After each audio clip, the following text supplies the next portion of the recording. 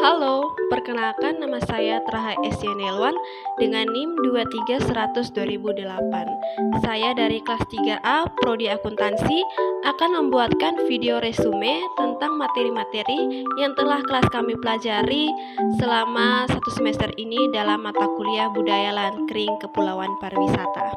Happy watching! Nah, dari materi RPS yang pertama, kita punya materi yaitu Budaya Masyarakat Lahan Kering. Masyarakat Nusa Tenggara Timur menunjukkan ketahanan yang sangat luar biasa dalam beradaptasi dengan lingkungan kering mereka.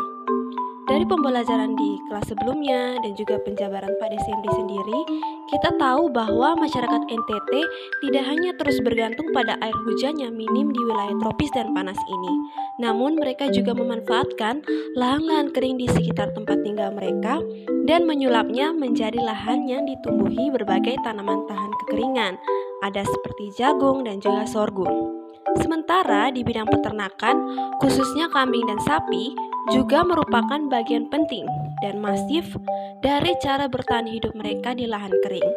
Praktik-praktik ini berakar kuat dalam tradisi dan menyoroti kemampuan masing-masing wilayah NTT untuk berkembang meskipun menghadapi tantangan lingkungan.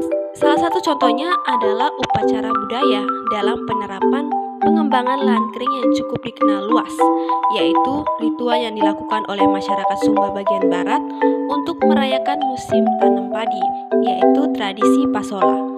Tradisi budaya ini berkaitan dengan persiapan pengerjaan lahan warga setempat, dilakukan untuk menghormati Marapu, untuk memohon kemakmuran, dan hasil panen yang melimpah. Untuk tanggal pelaksananya sendiri tidak dapat diketahui secara pasti, karena terdapat beberapa indikator yang harus dipenuhi, misalnya seperti munculnya bulan purnama, mekarnya bunga katina, babi hutan yang membuat sarang, dan pasang surut air laut. Selain itu, tradisi budaya Pasola ini juga menjadi momentum yang tepat untuk berkumpul dengan keluarga besar dan berbaikan dengan orang yang bermusuhan. Benar budaya masyarakat lahan kering yang patut dilestarikan ya. Selanjutnya, dari RPS nomor 2 adalah potensi dan tantangan dalam pertanian lahan kering dan kebutuhan teknologi. Ketiganya ini teman-teman sangat berkaitan satu sama lain loh.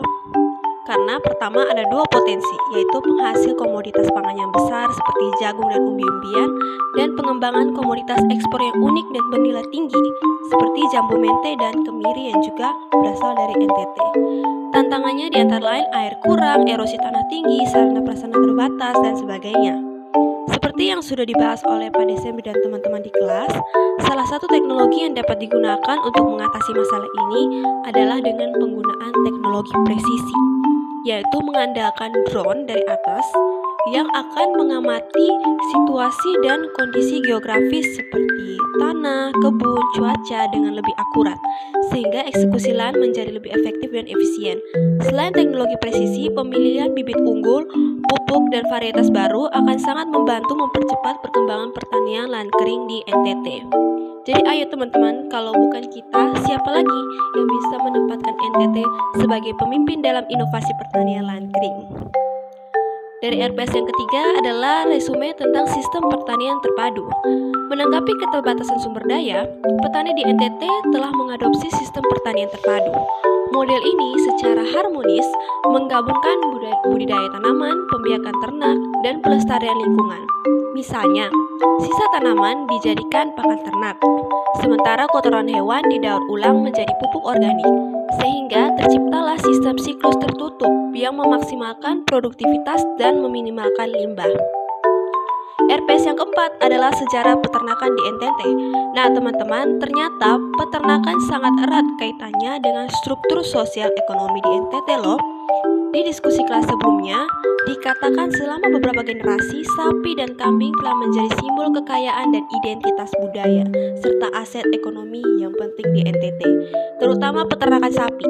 Jadi, sapi yang pertama kali masuk ke NTT itu sejarahnya dibawa pada masa penjajahan Belanda, yaitu sapi Bali. Dan per 2024, selain sapi Bali, ada juga sapi Ongole yang menjadi primadona di NTT. Itu karena kedua sapi ini terkenal akan kemampuan adaptasinya terhadap kondisi lahan kering di NTT. RPS yang kelima adalah potensi sumber daya kelautan NTT, diberkahi dengan kekayaan sumber daya kelautan yang tidak terkira. Beberapa kelompok sebelumnya sempat menyajikan presentasi yang mencantumkan berbagai kekayaan sumber daya kelautan NTT, termasuk ikan, rumput laut, bahkan mineral. Yang keenam adalah karakteristik masyarakat pesisir. Masyarakat pesisir di NTT dicirikan oleh ketergantungan mereka pada laut. Tidak hanya untuk memenuhi kehidupan, tetapi juga untuk mengekspresikan budaya. Teknik penangkapan ikan tradisional mereka yang sering diwariskan oleh generasi ke generasi. Praktik-praktik ini mencakup penggunaan alat seperti tombak, bambu, rotan, dan lain sebagainya. Ketujuh adalah pengelolaan sumber daya darat dan laut yang berkelanjutan. Dari judulnya saja teman-teman, kita sudah bisa menafsirkan satu kata yang mewakili, yaitu kolaborasi. Pendekatan terpadu sendiri menggabungkan kegiatan pertanian dengan pemanfaatan sumber daya laut yang semakin diminati. Selanjutnya yang kedelapan adalah peluang bisnis di pertanian lahan kering dan pariwisata. Nah, ini adalah topik yang diambil oleh lebih dari sebagian kelompok presentasi di kelas 3A.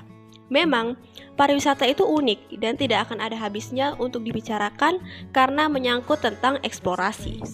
Yang paling banyak dimention tentu saja adalah Pulau Komodo di Manggarai Barat misalnya, Pink Beach atau Laut Pink, hamparan pasir mirip gurun Sahara, tapi ternyata lokasinya cuma di Soe loh, hingga Gua Kristal di Bolok, Kupang Barat. Dan ini tentunya juga akan menghasilkan keuntungan apabila dieksekusi dengan benar, seperti harga oleh-oleh yang bersahabat dan posisi strategis tempat-tempat penjualan oleh-oleh dan hotel tempat menginap dengan jaraknya dari destinasi wisata yang dituju agar peluang bisnis semakin meningkat. Secara umum, NTT menyimpan banyak keajaiban alam dan warisan budaya. Destinasi wisata ikonik yang sudah disebutkan di atas seperti Taman Nasional Komodo, Danau Tiga Warna di Gunung Kelimutu, dan Pantai Pink menarik banyak wisatawan dari seluruh dunia.